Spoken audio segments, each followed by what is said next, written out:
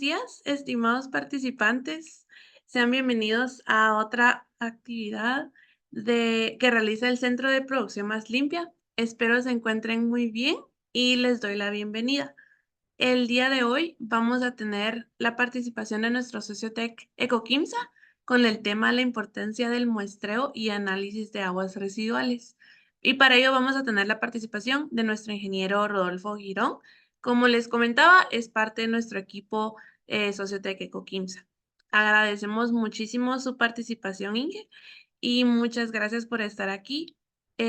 Así que le concedo el espacio y a los participantes los invito que si ustedes tienen alguna duda o consulta, con mucho gusto lo pueden colocar en el chat o también al finalizar pueden levantar su mano y con gusto les brindamos la palabra. Ingeniero, adelante, le concedo el espacio. Buenos días, para nada, muchas gracias al Centro Guatemalteco por la oportunidad de hablar aquí, a ustedes por el tiempo que se tomaron de hablar un poquito de aguas residuales y de gastar una hora de su tiempo muy valioso con lo que tengo para compartirles. Si hay dudas, pues en ese momento pues levanten la mano o hablen de forma directa, aprovechemos que somos pocos, entonces dudas, todo lo que sea, pues a la orden. Voy a empezar a compartir pantalla. Entonces yo creo que ahí ya se ve bien. Bueno, un poquito de hablarles de quién soy, de qué es la empresa que les está hablando de esto. Somos un laboratorio de análisis ambientales. Tenemos ya a punto de cumplir los 22 años en la industria guatemalteca. También tenemos sede en El Salvador y Honduras haciendo análisis principalmente de aguas residuales, pero también lo que es mediciones de fuentes fijas, mediciones de calidad del aire, de ruido, de higiene y salud ocupacional. Y estamos para servirles, somos un laboratorio acreditado, ISO 17025, cosa que también vemos importante. Una, hay muchas razones y muchas decisiones por las cuales ustedes pueden decidir hacer un análisis de aguas residuales y tomar las muestras. Una de ellas es evaluar la eficiencia y sus costos en su plan de tratamiento, averiguar si está funcionando o no está funcionando, si, y en base a eso también hablar si los gastos que ustedes están efectuando en la planta también son los óptimos para el mantenimiento y un funcionamiento adecuado. Eso es muy importante y ustedes pueden diseñar un plan de monitoreo para saber y lograr optimizar los costos en su plan de tratamiento. Esa es una razón. Otra de las razones podría ser alguna certificación que ustedes quieren lograr, que quieren, no sé, reducir su huella ecológica, su huella hídrica, quieren certificarse ISO 14001, quieren certificarse en alguna otra eh, guía internacional, pues es una de las razones y pueden diseñar planes de monitoreo adecuados para eso. Pero la razón, estoy hablando más del 90% de los casos por la cual uno se motiva y hace los estudios y los monitoreos de sus aguas residuales es llegar a cumplir con lo que dice la legislación guatemalteca. Aquí hice un pequeño slide donde hablo un poco en generalidades. Desde la Constitución Política se habla en el artículo 97 de que es un derecho de los ciudadanos un buen ambiente y es obligación del Estado velar por ese ambiente que es de todos. Se crea la Ley de Protección y Mejoramiento del Medio Ambiente, la Ley de Creación del Ministerio de Ambiente y Recursos Naturales, cual tiene objetivo este ministerio vele por el medio ambiente, eso incluye las aguas residuales. La Ley de Creación del Ministerio de Asistencia Social y Salud Pública, igual. Las aguas residuales tienen un efecto directo en la salud de las personas, de los animales, y por lo tanto, pues muchas de las cosas también tienen que ver con salud. Los acuerdos gubernativos, el más famoso, el que nos rige cuando hablamos de aguas residuales, que es el Acuerdo Gubernativo 236-2006, es el reglamento de las descargas y reusos de aguas residuales y disposición de lodos. Este es el más importante de todos, que al ser profesionales o que se dediquen a ver las aguas residuales, esta es una normativa importantísima que se lea, que se analice, y es la que en la mayoría de industrias estamos sujetos a. El reglamento de las descargas de aguas residuales de la cuenca del lago Atitlán. Este es el específico para los cuerpos, para los entes generadores que descarguen en el lago Atitlán. Cambian algunos parámetros son más restrictivos, principalmente fósforo, nitrógeno, que es lo que se busca es evitar la eutrofización del lago de Atitlán, entonces tiene es más restrictivo en sus parámetros. Por lo demás, pues muy cercano al 236, pero sí es más restrictivo. Entonces, ustedes, si alguno de ustedes labora en una industria que genere aguas residuales y que éstas vayan hacia la cuenca del lago Atitlán, deben regirse por este acuerdo. Y los acuerdos ministeriales, que es el manual del 236, que es el 105/2008, que nos indica y nos da instrucciones más claras de cómo llegar a cumplir correctamente el acuerdo gubernativo 236/2006. El acuerdo que vamos a hablar mucho del acuerdo gubernativo, que es realmente el marco que nos dice cómo hacer las cosas en materia de aguas residuales en el país, consta de perdón, de 11 capítulos. Los primeros dicen de las disposiciones generales, definiciones, etcétera. Tercero y cuarto, no voy a dar. El estudio técnico, importante tener un estudio técnico que se renueva cada 5 años. Una caracterización inicial. Los parámetros de aguas residuales y los valores de los que tienen que cumplir cuando se descarga cuerpos receptores. Hace una diferencia cuando uno descarga cuerpos receptores, cuando uno descarga al alcantarillado público. El agua de reuso, los parámetros que se deben medir en lodos, es decir, lo que queda en su planta de tratamiento, el seguimiento y la evaluación, y termina con las prohibiciones, sanciones y disposiciones finales. Entonces, el acuerdo gubernativo realmente recomiendo mucho dar una leída. Los objetivos de este acuerdo son proteger los cuerpos receptores de aguas de los impactos provenientes de la actividad humana. Toda actividad pues, genera, pues, si tenemos una descarga, pues esto puede cambiar ciertas características de las aguas que tenemos y por lo tanto pues, es importante recuperar los cuerpos receptores de agua en proceso de eutrofización y promover el desarrollo del recurso hídrico con visión de gestión integrada. La aplicación a los entes generadores de aguas residuales, a las personas que descarguen sus aguas residuales de tipo especial alcantarillado público, las personas que producen aguas residuales para reuso, ojo, el reuso también se es sujeto a esto, las personas que reusen parcial o totalmente las aguas residuales, las personas responsables del manejo, tratamiento y disposición final de los. Algunas definiciones, esto me lo voy a saltar, pero es importante saber qué es el afluente, qué es el agua captada por el ente generador, las aguas residuales como tal, las tipo especial y tipo ordinario. Ojo, es muy importante esto, las tipos especiales son todas aquellas que fueron generados por servicios municipales, industriales, que recibieron algún cambio como tal. Mientras que las aguas de tipo ordinario son aquellas que son en uso domiciliar, principalmente son aquellas que utilizamos para lavarnos las manos, las que usamos para las aguas residuales de los baños, de cuando nos bañamos, estas aguas grises de cuando lavamos ropa, eso es agua tipo ordinario. Mientras que la tipo especial es cuando ya recibieron una utilización, como las mencionadas aquí, industriales, agrícolas, pecuarias, hospitalarias, eh, y en general las que no sean de tipo ordinario. Si hay mezcla de agua tipo residual y agua tipo ordinario, se llega a considerar que son agua de tipo especial. El cuerpo receptor es aquel embalse, estero, río, quebrada, manantial, cualquier ente que reciba las aguas residuales. El efluente de las aguas residuales es la descarga como tal. Los entes generadores, pues podemos ser todos los que generemos las aguas residuales. Y eutrofización es el proceso por la cual los cuerpos de agua, como lagunas, como lagos, como esteros, pues se llegan a contaminar mucho de nutrientes. Entonces proliferan las algas. Entonces, al haber muchas algas, llegan a consumir el oxígeno que hay en el cuerpo de agua y por lo tanto pues no permite la vida adecuada de otros tipos de organismos en ese cuerpo de agua.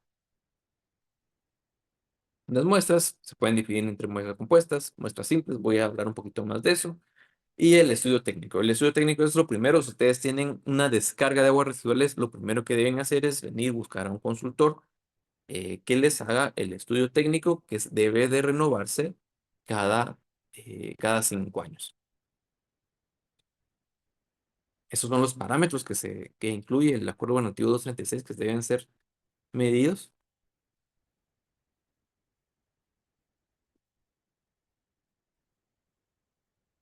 Y los parámetros pueden ser físicos, químicos o microbiológicos. Ustedes cuando les dicen que tienen que tomar una muestra de parámetros físico-químicos y microbiológicos, pues a eso se refieren.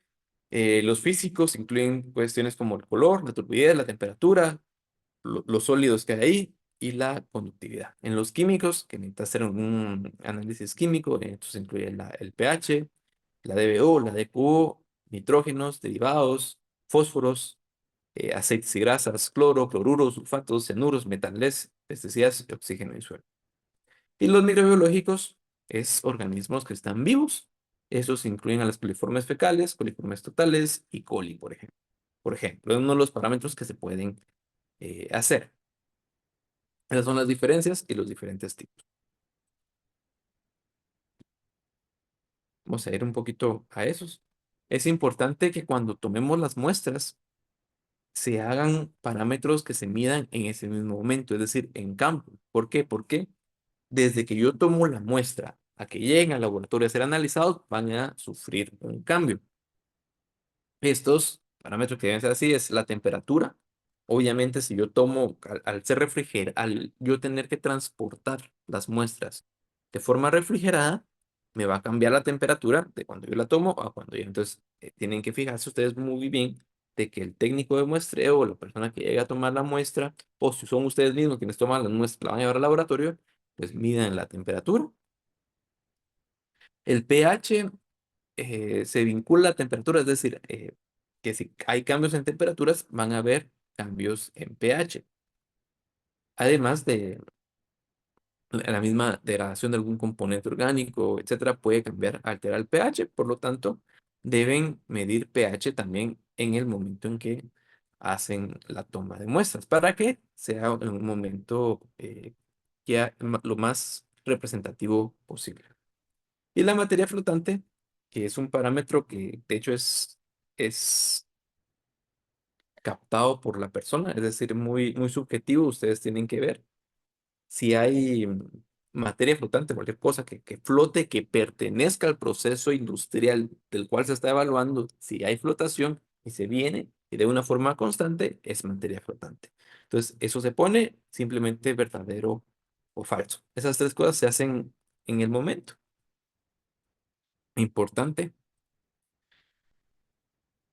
Nitrógeno y fósforo, esos dos son de los parámetros más difíciles de cumplir en Guatemala. De hecho, es bastante restrictivo el Acuerdo Gubernativo 236-2006 porque, como vimos en uno de los objetivos del mismo, era cuidar los cuerpos de agua de la eutrofización. Aquí podemos ver el lago de Atitlán, que está bastante verde. Ese color se debe a la eutrofización que hay, es decir, una proliferación de algas que se debe a que como hay muchos nitrógenos, hay mucho nitrógeno, mucho fósforo proveniente de los ríos y de las industrias o municipalidades, etcétera, que descargan hacia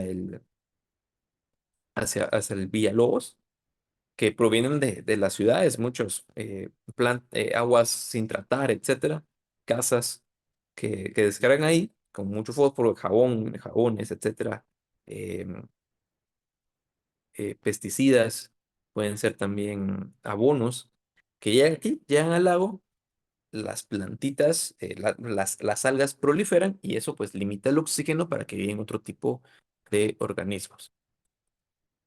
Entonces, como se quiere evitar esto, que proteger los cuerpos de agua, como estos lagos, las lagunas que tenemos, el acuerdo gubernativo es bastante restrictivo y es uno de los parámetros que puede ser más difíciles de cumplir. color, turbidez. También esto cambia la entrada de la luz hacia los cuerpos de agua y por lo tanto esto tiene alteraciones en la vida que puede haber a diferentes alturas y profundidades eh, del cuerpo de agua.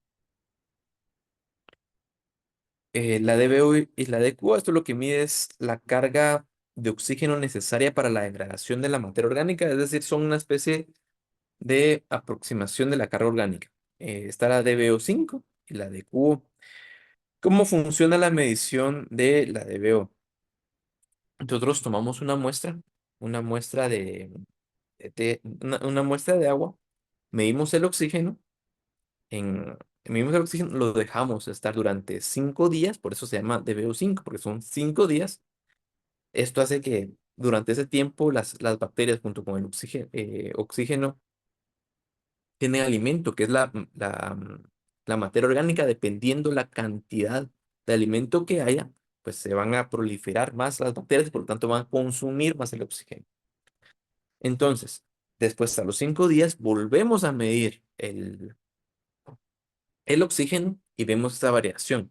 Si hubo mucho consumo, significa que hay, eh, hay bastante materia orgánica, bastante alimento, que pues eso tiene un efecto y por lo tanto mayor DBO. La DBO y la DQO están muy correlacionadas y normalmente se tienen que medir juntas y reportar la relación entre la DBO y la DQO. La microbiología. En aguas residuales medimos coliformes fecales específicamente. ¿Cómo funcionan? Las coliformes en general, una coliforme es una bacteria que viven dentro del organismo, de los organismos de sangre caliente, como las personas. Es un grupo grande de bacterias. Las coliformes fecales son las que se encuentran en las heces fecales. Y las heces fecales, pues las coliformes fecales tienen patógenos como la E. coli. Entonces, la E. coli es una coliforme y es una coliforme. Lo que mide una coliforme fecal, que es fácil de medir, relativamente fácil, y por lo tanto se analiza bastante, porque es económicamente muy factible, muy sencillo, y es un indicador de que el cuerpo de agua tiene materia fecal. Y si tiene materia fecal, es muy fácil de que tenga patógenos. Entonces, lo que medimos nosotros es coliformes fecales, y por supuesto se pueden hacer análisis más exhaustivos de coliformes totales, E. coli, salmonela o algún otro tipo de más específico de bacteria que pueda causar daños severos al ser humano. Lo que mide el 236 es coliformes fecales. Seguimiento y evaluación. Después de realizar el estudio técnico, los parámetros que contenga su estudio técnico, se deben de realizar 2 muestras al año. No dice el acuerdo, no especifica que tiene que ser una en el primer semestre y otra en el segundo semestre, como muchas veces incluso se acostumbra a hacer. Indica 2 veces al año, pero el espíritu del acuerdo gubernativo fue hacerlo uno en época lluviosa y otro en época seca. Entonces, pues realmente ahí no es muy, no dice específicamente en qué meses o algo, pero sí importantísimo hacerlo 2 veces al año. Como consejo, los laboratorios tendemos a estar muy saturados, bastante saturados en el mes de diciembre y en el mes de noviembre. Entonces, para que sea más fácil programar en un día que les convenga y que sea muy bueno para ustedes, es planificarlo y hacer los estudios antes, no esperar hasta que ya se va a acabar el año, por lo tanto no les surge, ¿verdad? Porque igual tienen que hacer algunos cambios, etcétera, pues les da tiempo de realizarlos y lo hacen a comienzos del año y por ahí en agosto tienen que hacer em, tienen que hacer algo para mejorar los resultados, para, por ejemplo, hacer mejoras al plan de tratamiento, etcétera, y estar en cumplimiento, pues les da tiempo de volver a hacerlo en un segundo en ese. Hay 2 tipos de formas de tomar la muestra, una es la simple y otra las compuestas. Vamos a ver ahorita.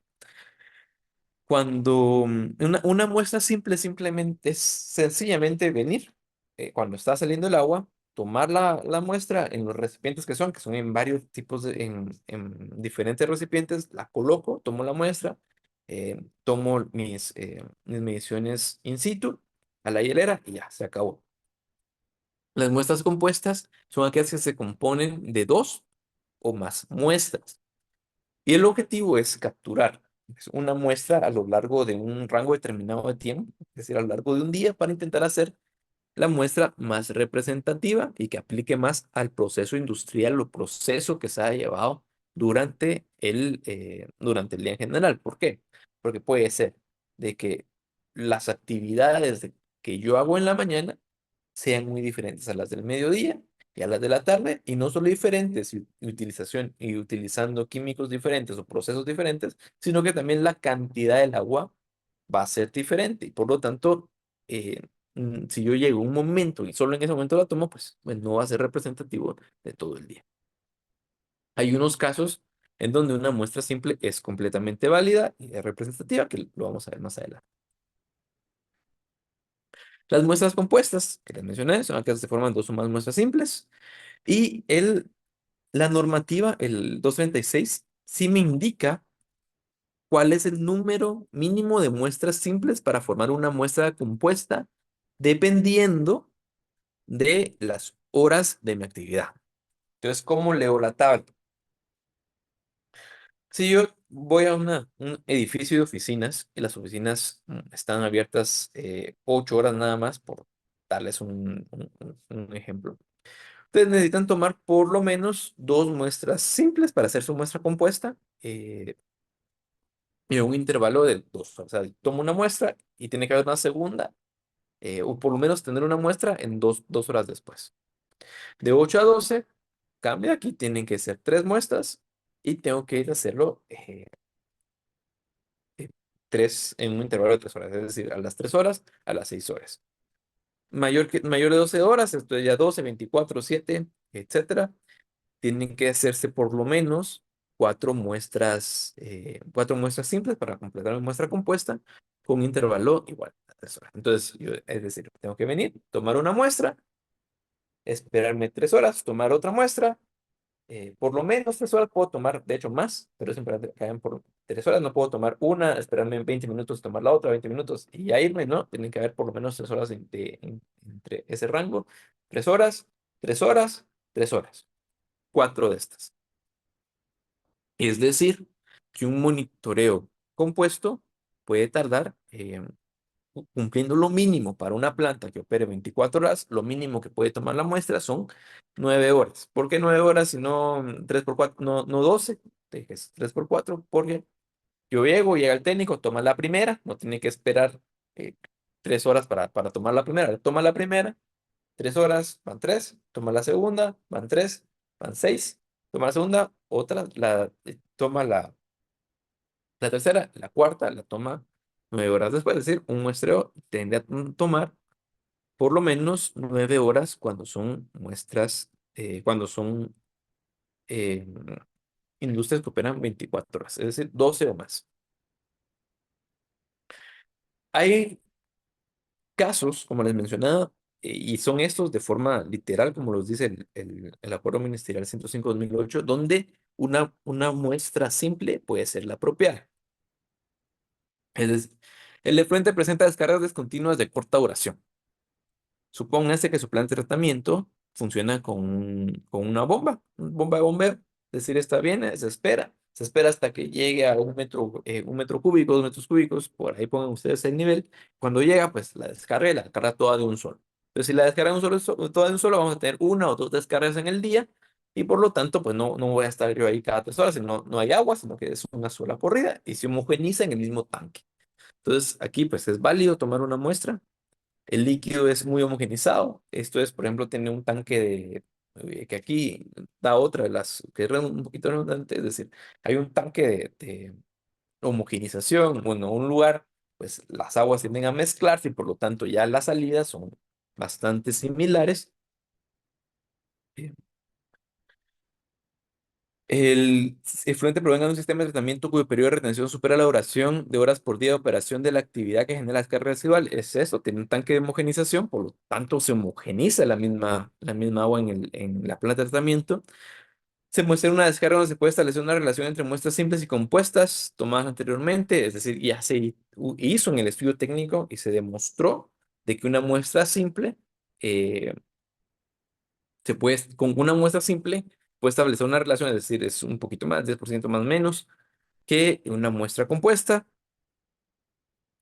Quiero determinar si hay un compuesto no específicamente y que este compuesto lo tengo únicamente a cierta hora en específico. Por ejemplo, quiero en, inyecto en algún lavado puede haber una salida de algún ácido, por ejemplo, y este componente lo utilizo nada más de 5 a 6 de la tarde, entonces tengo que ir en ese momento a tomar la muestra, ¿verdad? Porque si lo tomo más temprano, pues no. Las condiciones del agua son relativamente constantes, es decir, mi proceso de producción es muy constante, mi agua muy similar, por lo tanto, yo ya lo demostré en mi estudio técnico y por lo tanto eso es suficiente. O cuando algún parámetro en específico es afectado de manera inmediata por interacciones biológicas como coliformes fecales o físico-químicas como aceites y grasas. Muy importante, nosotros tomamos la muestra la dividimos en varios frascos, dependiendo también qué parámetros se quieren analizar. Se puede utilizar de vidrio, se puede utilizar de plástico, algunos van en vidrio, otros en plástico, otros van eh, con envases tipo ámbar para que no les pase la luz tan fácilmente y se preservan diferente para llegar al laboratorio. Se les echa, por ejemplo, ácido sulfúrico a algunos, ácido nítrico a otros, em, solo hielo a unos para que vaya frían únicamente. Eh, entonces, que van la mayoría de parámetros, pero normalmente lo tomamos al final, aunque no especifica la coliforme fecal, es una muestra puntual. Las coliformes fecales no pueden hacerse compuestas por la misma, por lo mismo que se quiere medir. Es decir, yo vengo, tomo una muestra compuesta, quiero tomar una muestra compuesta de coliformes fecales. Empiezo en la mañana y voy tomando cada 3 horas. Entonces, al momento en que yo finalizo la muestra, pues ya las coliformes, que son bacterias que crecen tienen tasas de crecimiento exponencial, van a verse multiplicado por bastante más al yo finalizar el monitoreo. Entonces, eso tiene que hacerse, tomarse la muestra e inmediatamente llevarla al laboratorio para que la muestra sea lo más real. Entonces, normalmente es lo último que tomamos, terminamos todo. Al final, finalizamos tomando la muestra de coliformes fecales con el único propósito de que llegue lo más fresca posible al laboratorio. Existen varios tipos de muestreos compuestos. En Guatemala, el más utilizado, el más común, que casi que viene de cajón por todos los laboratorios, es el integrado en el tiempo. Esto es simplemente muchas muestras simples tomadas de forma constante en intervalos iguales de tiempo. De cada media hora, cada 3 horas, tomo un pichelito de agua de 1 litro, tomo, echo en un cuchumbo, lo echo, tomo exactamente las mismas muestras, independientemente del caudal que esté saliendo del efluente. Todo funciona cuando las aguas tienen que ser relativamente constantes y el caudal no es tan fluctuante y tampoco el agua es tan heterogénea en diferentes procesos. Si ya hay mucha fluctuación, pueden utilizarse otro de las técnicas que puede ser, ya sea variando el flujo o que son proporcionales al flujo. Eso puede ser con tiempo constante o con volumen constante. Variar alguno de los dos. Esto tiene la ventaja de que, por ejemplo, si yo tengo un proceso eh, que de alguna forma puede ser algunos parámetros eh, muy diferentes en la mañana que en la tarde y con agua muy distinta, el- los parámetros donde el agua esté saliendo en mayor cantidad, de alguna forma, si yo lo hago de forma, como dice aquí, muestreo integrado en el tiempo, los parámetros que yo estoy sacando más, porque están saliendo con mucha agua, se van a ver mermados en la composición, porque yo lo voy a tomar exactamente la misma muestra que los parámetros en la tarde, que puede ser, que van a estar mucho más concentrados, por lo tanto yo lo estoy sacando muy poco. Entonces, estos puede ser que los parámetros sean muy bajos, muy en proporción, porque yo estoy sacando poca agua, pero la muestra, al ser igual, pues los va a hacer de forma, los va a igualar, y por lo tanto, pues esa es una de las desventajas. Si yo lo hago proporcional al flujo, es decir, si mientras más agua salga, yo tomo más muestra, evito este problema, y por lo tanto, mi muestra va a ser más representativa. Una de las técnicas es esta que les mencioné, con flujo con tiempo constante, es decir, yo conservo los tiempos los voy a mantener igual, cada media hora, cada hora, no me ustedes, cada hora yo voy a tomar una muestra. Entonces aquí está el ejemplo, esta es una con tiempo constante, cada hora se tomó una de estas muestras. Y yo al finalizar el muestreo, como medí el caudal en cada una de ellas, yo sé en qué momento del día hubo más agua. Entonces lo hago proporcional. Al final yo reparto, mido eh, con mi pipeta el volumen de agua y le establezco y voy haciendo la muestra, componiéndola em, en relación al caudal. Y el flujo constante, yo le puedo decir que, bueno, vas a tomar, no sé, 1 litro de agua cada metro cúbico que pasa. Entonces yo aquí tengo que tener sí o sí un equipo que mida caudal de forma, que esté midiendo de forma continua el caudal. Entonces cuando el equipo me detecte, hey, pasó 1 metro cúbico, entonces yo vengo y sumo, tomo una muestra, una alícuota, que puede ser 200 mililitros, pueden ser medio litro, etcétera. Y entonces al final yo voy a tener una muestra compuesta. Eso es un poquito más difícil porque yo tengo que saber calcular más o menos cuánta agua es la que espero yo obtener al final del día. Pero ambas son muy buenas. Se debe tener un registro asociado a las muestras. Es decir, se debe saber, se debe presentar, dice qué es lo que se debe presentar en el informe, que es fecha de la toma de muestra, la entidad responsable que efectúa la toma de muestra, el tipo de muestra, método de conservación, análisis requerido, determinaciones realizadas en lugar in situ, caudal, información complementaria. Dice caudal, importantísimo.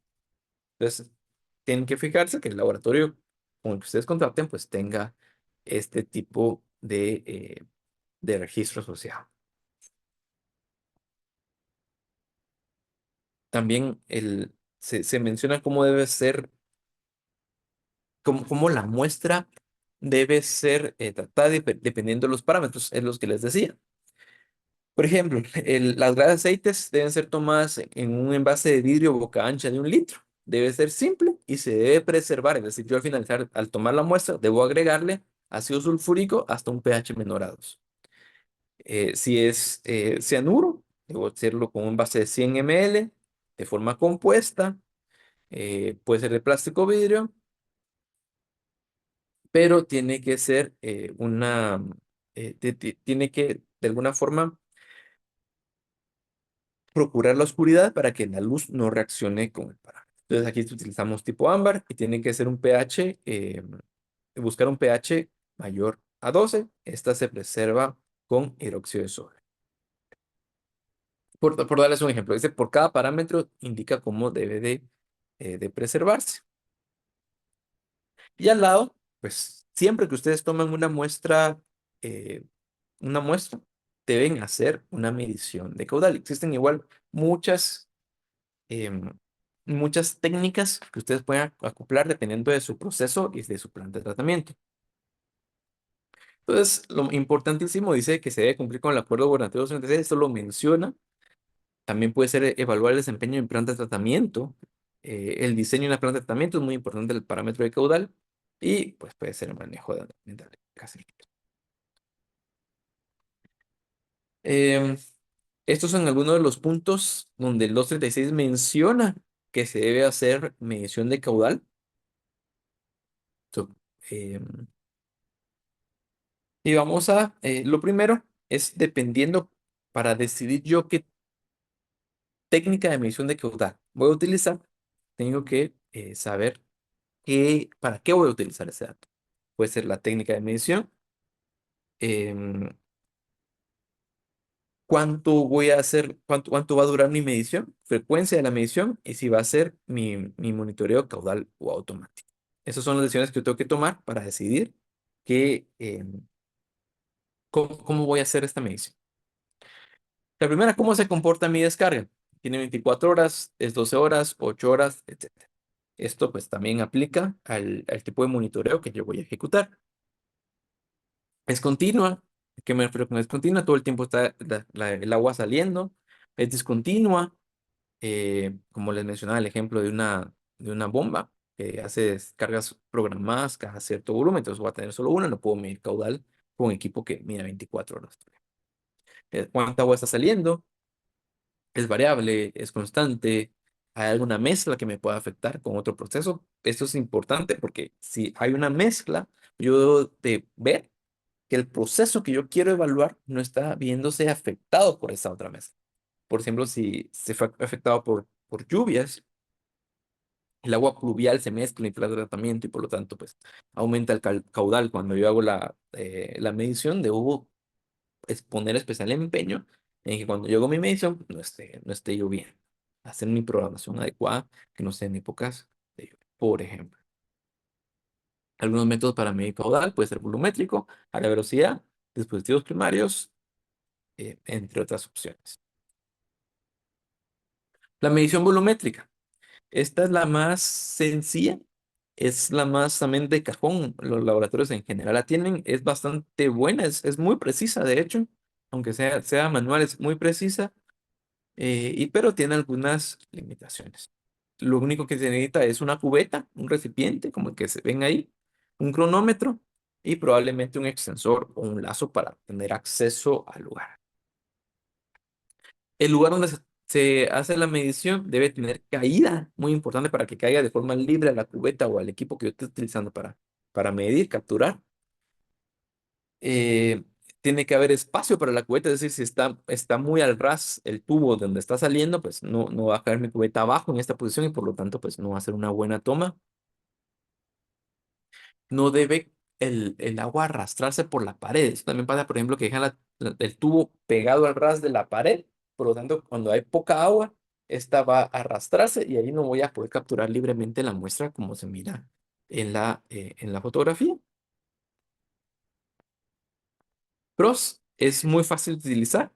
Es muy, muy sencillo. Necesito pocos materiales. Cualquiera, de hecho, ustedes pueden venir y a la par del técnico ponerse a hacer una medición de caudal para ver si el técnico lo está haciendo bien. Es buena para capturar caudales relativamente bajos. Se puede utilizar para calibrar, para evaluar si está funcionando de forma correcta o no. Otro tipo de técnicas como un vertedero. Contras, no se puede hacer de forma automática y se dificulta si hay flujos muy altos. Por ejemplo, si estoy descargando mucha agua, no puedo meter una cubeta gigante a tomar la muestra y con eso capturar. ¿Cómo se hace? Aquí tengo un videito rapidito de cómo se hace. Tener la cubeta vacía. em, Se espera que se llene la cubeta. Yo tengo que saber previamente cuánta agua le cabe a esa cubeta al ras. Yo agarro un cronómetro eh, y mido cuánto tiempo se tarda en llenarse. Recomiendo utilizar un cronómetro barato, no el teléfono. Se puede usar el teléfono, pero yo no lo recomiendo porque primero, recuérdense que ahí son aguas negras con muchas bacterias y pues, eso se enferma uno si llega a tener contacto con esa agua. Por higiene y porque es muy común de que, por ejemplo, se les caiga el teléfono y por lo tanto no pueden seguir usando. Y un cronómetro lo pueden conseguir fácil en un Dollar City, por ejemplo, en Walmart o alguna tienda. Son bastante baratos y no arriesgan el teléfono y tampoco contaminan el teléfono con posibles patógenos que hayan en esas aguas. Recomendación, utilizar cronómetro, no el teléfono. Aunque el teléfono pues funciona muy bien para hacer una medición de tiempo. ¿Cómo funciona? El caudal es igual al volumen de la cubeta dividido el tiempo que se tardó en llenarse. Entonces, aquí está el ejemplo muy fácil. Tengo una botella de 10 litros. Yo vengo, mi cronómetro, cuento, se tardó 30 segundos en llenarse al ras. Divido nada más los 10 litros, divido los 30 segundos de tiempo, me da 0,33 litros por segundo. Sumamente fácil. Es recomendable hacer un porcentaje de variación para saber si su medición está siendo buena o no. Esta se hace simplemente con esta fórmula, calcular cuánto varía entre el tiempo mayor con el tiempo menor. Ustedes toman tres, esta es la forma más fácil de calcularlo. Ustedes toman tres mediciones. En una se llevan 8,3 segundos, en otra se llevan 9 segundos, en otra se llevan 8,5 segundos. Toman la mayor, que es la de 9, con la menor, que es 8,3, hacen la operación 100 menos 8,3 dividido 100 dividido 9, un porcentaje de variación de 7,7. Este es menor a un 10, es decir, menos de 10% de variación, y por lo tanto mi medición puedo decir que es buena. En el caso de le salgan variaciones mayor a 10, significa que tiene mucha variación. Recomendable pues, buscarse un recipiente más grande para que tome más tiempo eh, tomar la muestra, por lo tanto la variación va a ser menor y van a tener datos más exactos, o tomar varias mediciones y en la ecuación tomar 3 o 10 mediciones y hacer un promedio de esas mediciones de tiempos y utilizar ese tiempo para hacer el caso para asegurar mejor el cálculo de caudal. Ahora de velocidad es otra técnica. Aquí necesitamos un molinete, que puede ser un flotador, un metro, cronómetro, metro para medir el área, equipo automático. eh, en caso, o sea, realmente con un flotador, un metro, suficiente. El lugar debe contar con un punto de área transversal accesible, sin perturbaciones, un tramo significativo. El flujo debe contar con suficientemente altura para sumergir el instrumento, pero notando que peligre el técnico para hacer la medición. Fácil de ejecutar, se puede hacer de forma automática, es aplicable también en un río, por ejemplo. Contras, se ve afectado por lluvias normalmente, dificultad encontrar un tramo sin perturbaciones, sin una perturbación de cualquier cosa que altere el flujo. Las áreas transversales muy largas, puede ser que cambie el flujo a medida de la medición. Eh, si puedo utilizar equipo automático, podría haber problema de lodo, ¿verdad? Que los sólidos se queden en el equipo y se ve afectado en la medición. Y si se está utilizando equipo automático, pues se debe velarse porque el equipo, el flujo nunca sea, nunca sea cero, nunca se quede el equipo sin medir, o que el agua esté más baja que el sensor. Este es el uso del molinete. Este es el uso aquí se ve un equipo de medición automática común en los laboratorios de Guatemala. Otros tipos de molinete. Así se ve cuando, por ejemplo, midiendo un río. Se ve midiendo un río. Equipos automáticos, existen estos, este es el más común, el 2150, que se utiliza así, se introduce en la tubería o en el punto de descarga. Esto tira una onda de sonido que al momento de rebotar en las partículas de aire, se mide cuánto tiempo tardan en regresar el movimiento, mide el movimiento de regreso, y aquí cuenta con un sensor de presión que con relación a la altura, entonces yo tengo velocidad, tengo altura, caudal es igual a área por velocidad. Yo mido con un reloj, el ancho lo mido con un metro, la altura me la da el equipo con el sensor de presión y la velocidad con el sensor de sonido Doppler, y yo tengo perfectamente todo lo necesario para calcular el caudal. Así se ve el equipo instalado y está midiendo. Esta técnica pues es bastante común también. Es un poquito difícil encontrar un lugar adecuado. Esta es un poquito menos común que la volumétrica, por eso cuesta encontrar realmente un lugar donde se quede a cero. Como pueden ver, aquí está el sensor. Si el flujo es muy bajo y queda menor a- al sensor de presión, pues aquí no va a detectar nada y pues va a dar falsos positivos. Dispositivos primarios, esto pueden ser vertederos, pueden ser canaletas Partial, también muy comunes en la industria guatemalteca. Un vertedero es una estructura hidráulica, puede ser, nosotros utilizamos prefabricadas, pueden ser una fabricada ya en su planta de tratamiento, y lo que se hace es se correlaciona, dependiendo un poquito también de la figura que se utiliza, se correlaciona la altura del agua con el caudal que está saliendo. Entonces se obtienen fórmulas como esta. Esta es para un vertedero en V de 22.5 grados de ángulo. Entonces se utiliza esta fórmula, simplemente mido la altura, la introduzco en mi función y obtengo un caudal. Eso es algo muy sencillo de hacer. Eh,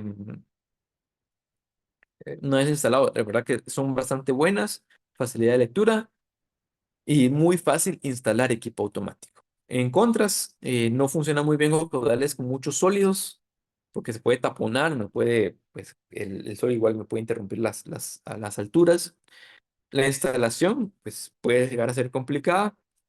Se requiere una altura mínima para lograr bajar mucho la incertidumbre. Es decir, que tengo un par de milímetros, pues la incertidumbre va a ser gigante a la hora de medir. Si no se calculan bien las características del vertedero, se puede rebalsar.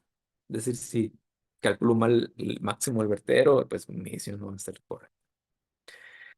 Algunas de lo que hacemos en EcoQuimsa es utilizamos vertederos de corta duración, es decir, eso esperamos que duren pues el día únicamente, ¿verdad? Por eso madera, usamos una tabla de aluminio para cumplir con las características y es muy fácil, ahora sí, utilizar un equipo automático que son estos mismos.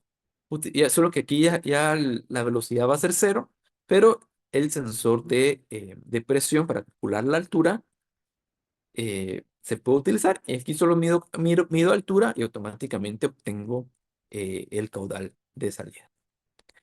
Hay que tener mucho cuidado con que yo al poner un vertedero hago que se levante el agua, el nivel del agua de la planta de tratamiento, entonces se debe verificar que no vaya a haber problema por eso en el funcionamiento de la planta y tiene que velarse también porque el caudal, el vertedero se retire al finalizar. ¿Por qué? Porque como son vertederos de corta duración, es decir, la madera se va a podrirse, el agua va a vencer el vertedero y ese vertedero, estos pedazos de madera pueden llegar a causar taponamientos y tapar alguna tubería de la planta y eso generaría una inundación y habría muchos problemas. Entonces, muy importante verificar siempre que el laboratorio que les instale un vertedero lo quite.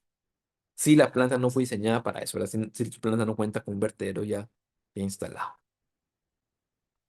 Si no, pues se pueden utilizar otro tipo de mediciones, por ejemplo, medir en tanques, medir los niveles de los tanques de forma constante, el uso de odómetros, medidores de caudal en tubería cerrada, conteo de baños, nos llega, hemos visto de todo, por ejemplo, nos piden hacer una medición de caudal, una toma de muestra en una garita donde está el policía, donde simplemente hay un baño y va de un par de veces al día, pues una medición compuesta no va a ser la mejor, una medición compuesta de caudal tampoco. Entonces, pues, no nos adecuamos a eso, pues tomando la muestra pues, en el momento en que se utilice el servicio. Y el caudal se calcula midiendo cuánto es el tanque del baño y estimando, pidiendo del guardia al personal que ahí labore, cuántas veces presionó el botón durante el día. Estos son algunos de nuestros servicios. Yo no sé si hay dudas. Eh, de hecho, no vi mayor duda a lo largo de la presentación. Bueno, pues si hay alguna duda, háganla. Estamos para servirles. Ese es mi correo. Y quedo a las órdenes. Mi teléfono, alguna duda que tengan sobre las aguas residuales, yo con mucho gusto eh, los... Muchas gracias, ingeniero, por su participación. Yo creo que ya no hay más, ya no hay preguntas, ¿verdad? Pero si llegan a tener alguna consulta, le pueden escribir al ingeniero. Igualmente, yo estaré mandándoles la grabación y la información de este webinar a cada uno de sus correos. em, para que lo puedan repasar y ya saben, como si necesitan saber más acerca de los servicios de Coquimsa, pueden ver su contacto y se comunica con ellos. Y no, muchas gracias, ingeniero, por compartir con nosotros. Muchas gracias, participantes, por su asistencia en esta actividad. Em, Y si tienen alguna otra duda, pues me pueden comentar. Espero tengan un excelente día y pues esperamos seguir contando con su asistencia en las siguientes actividades.